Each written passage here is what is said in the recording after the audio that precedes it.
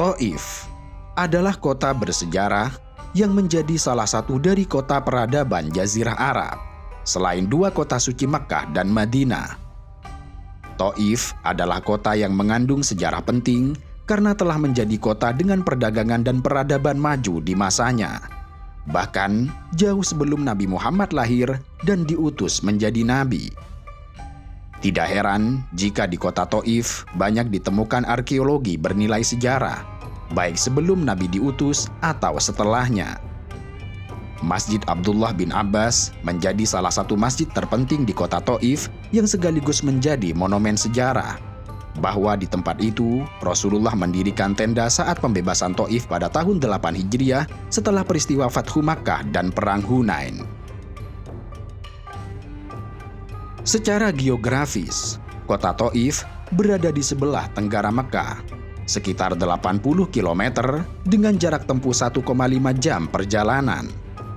Sebuah kota yang berhawa sejuk sehingga sangat cocok untuk dijadikan sebagai tempat istirahat dan pariwisata pada musim panas.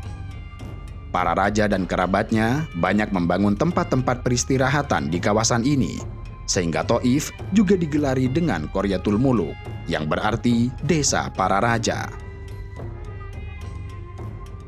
Taif menjadi sebuah kota yang tampak berbeda dengan kawasan Mekkah dan sekitarnya, yang justru terlihat tandus serta gersang dengan hamparan pasir gunung bebatuan.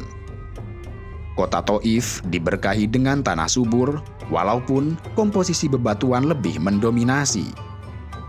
Dengan kesuburan yang dimilikinya, kota Taif terkenal dengan kekayaan produk pertanian. Dan sampai saat ini, buah-buahan dan sayuran di kota Mekkah dipasok dari Taif. Lokasinya yang terletak di lereng pegunungan Sarawat membuat udara Taif terasa sejuk karena berada di lembah antara pegunungan Asir serta pegunungan Al-Hadam. Dengan kesuburan tanahnya, Taif dipenuhi dengan tumbuhan hijau, dengan kekayaan bermacam-macam buah dan sayuran seperti jeruk, anggur, beri, delima, dan buah ara. Dan yang tidak kalah menarik, Taif juga terkenal dengan bunga mawar aromatiknya, sehingga dikenal sebagai kota mawar. Iklim di wilayah ini sangat mendukung akan pertumbuhan mawar, sehingga menjadi ekosistem bagi ribuan kebun mawar yang membentang luas, dengan jumlah lebih dari 700 kebun. Banyak di antara kebun-kebun mawar itu yang dibuka untuk umum yang bisa dikunjungi oleh para peziarah. Setiap tiba musim semi, penduduk di kota Taif akan memetik, memanen, dan menyuling sekitar 300 juta bunga yang mekar. Kemudian, hasil penyulingan itu salah satunya dijadikan sebagai minyak wangi, serta sebagai komponen berharga dalam industri kosmetik dan kuliner. Beberapa ulama tafsir menulis bahwa kesuburan tanah Taif ini tidak lepas dari doa yang dipanjatkan oleh Nabi Ibrahim untuk kemakmuran Mekkah setelah beliau membangun Ka'bah. Ketika itu, Nabi Ibrahim berdoa untuk kota Mekkah yang ingin penduduk Mekkah diberi rizki dengan beragam buah-buahan, sebagaimana terekam dalam surah Al-Baqarah ayat 126. A'udzu billahi minasyaitonir rajim. وَإِذْ قَالَ إِبْرَاهِيمُ رَبِّ اجْعَلْ هَذَا بَلَدًا آمِنًا وَارْزُقْ أَهْلَهُ مِنَ الثَّمَرَاتِ مَنْ آمَنَ مِنْهُمْ بِاللَّهِ وَالْيَوْمِ الْآخِرِ قَالَ وَمَنْ كَفَرَ فَأُمَتِّعُهُ قَلِيلًا ثُمَّ أَضْطَرُّهُ إِلَى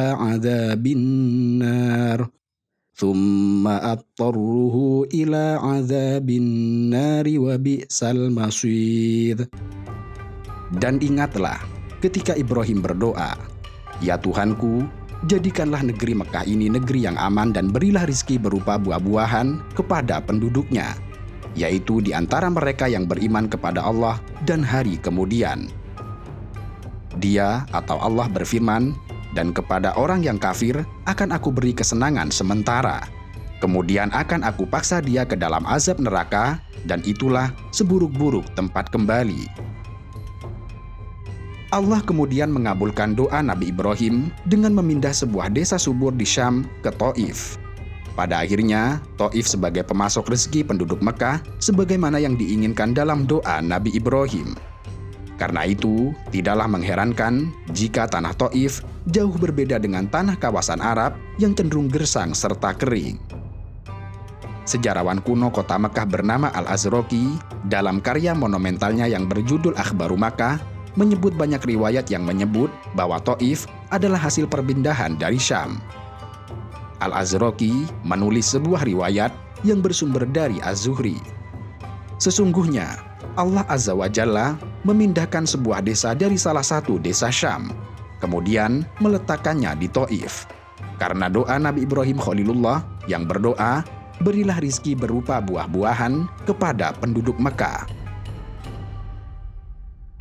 Sebagaimana kota pegunungan lainnya, Taif juga diselimuti oleh kabut dan hawa sejuk yang melahirkan ketenangan alami, memanjakan mata dengan pemandangan mewah pegunungan yang menjulang tinggi, terutama di lereng timur pegunungan Sarawat dengan iklim yang terbilang stabil.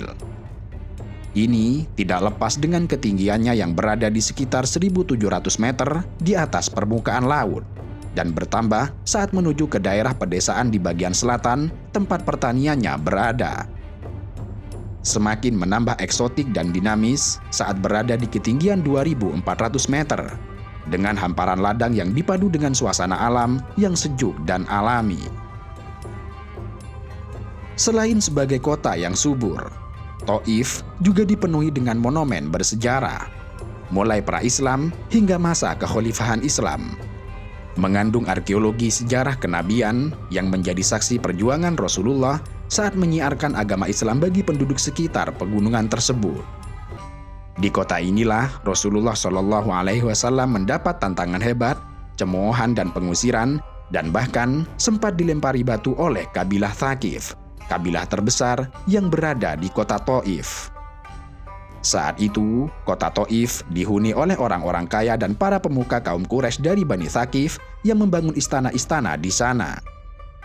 Dengan sumber air yang melimpah, tanah yang subur, pepohonan yang berbuah lebat, sehingga di kota itu banyak memproduksi khamr atau minuman anggur.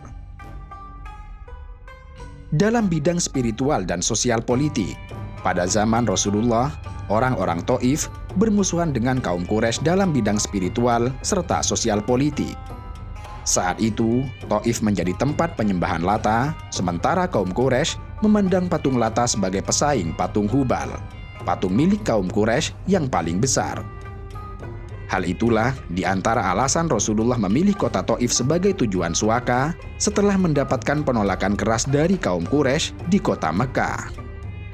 Kendati demikian, yang didapat Rasulullah adalah penolakan keras, bahkan dilempari batu dan diusir dari Taif. Rasulullah sempat mengalami luka dan sempat singgah di sebuah tempat yang kemudian dibangun sebuah masjid bernama Masjid Al-Qu. Di tempat ini, Rasulullah berhenti atau tidur-tiduran dengan lututnya, sehingga disebut pula sebagai Masjid Al-Qu. Masjid ini terletak di pinggir jalan Wadi Waj, 430 meter sebelum Masjid Sayyidina Abdullah bin Abbas dari arah jalur Mekah, dan sekitar 60 km dari Masjidil Haram. Peristiwa ini terjadi pada tahun ke-10 setelah diangkat menjadi utusan, tepatnya setelah orang yang dicintai oleh Nabi wafat, yaitu Abu Thalib serta Khadijah binti Khuwailid. Seolah mendapat momentum, intimidasi kaum Quraisy kepada Rasulullah semakin gencar dilakukan. Akhirnya, Rasulullah pergi ke Taif bersama Zaid bin Harithah untuk meminta suaka kepada penduduk di sana, yang kemudian ditolak dengan kekerasan fisik. Kurang lebih setahun berikutnya, Allah memerintahkan Rasulullah untuk hijrah ke Madinah. Setelah Fathu Makkah yang terjadi pada tahun ke-8 Hijriah, Rasulullah beranjak bersama pasukan muslimin menuju kota Taif. Ke Taif kali ini sebagai kelanjutan dari perang Hunain, ketika musyrikin dari Bani Hawazin dan Thaqif lari ke kota Taif setelah mengalami kekalahan di kawasan Hunain. Kedatangan pasukan ke Taif disambut perlawanan, hingga Rasulullah mengepung Taif selama 17 atau 18 hari. Ada juga yang menyebut selama 12 malam, hingga Taif sepenuhnya dapat ditaklukkan. wisata religi terpenting di kota Thaif adalah Masjid Abdullah bin Abbas sebagai masjid terbesar dan merupakan salah satu peninggalan sejarah Islam di kota Thaif yang dibangun pada tahun 592 Hijriah. Dinamakan Masjid Abdullah bin Abbas karena lokasinya yang dekat dengan makam sahabat Abdullah bin Abbas. Dalam sejarah penaklukan Thaif, di tempat ini menjadi titik akhir dalam perjalanan Rasulullah dalam mengejar musyrikin yang lari dari Hunain. Mereka mengunci pintu gerbang dan melakukan perlawanan. Bahkan 12 sahabat gugur sebagai syahid. Akhirnya Rasulullah mengepung mereka selama kurang lebih 18 hari dan mendirikan tenda yang di tempat tenda Rasulullah inilah kini berdiri Masjid Abdullah bin Al-Abbas. Sekitar 50 km dari Thaif atau 55 km dari Masjid Abdullah bin Abbas arah selatan merupakan perkampungan yang dihuni oleh Halimah As-Sa'diyah, perempuan yang menyusui Rasulullah semasa bayi sampai berusia 4 tahun. Dan di tempat inilah Halimah melihat beberapa keajaiban dari Nabi di masa kecil, termasuk pembelahan dada Nabi oleh 2 malaikat.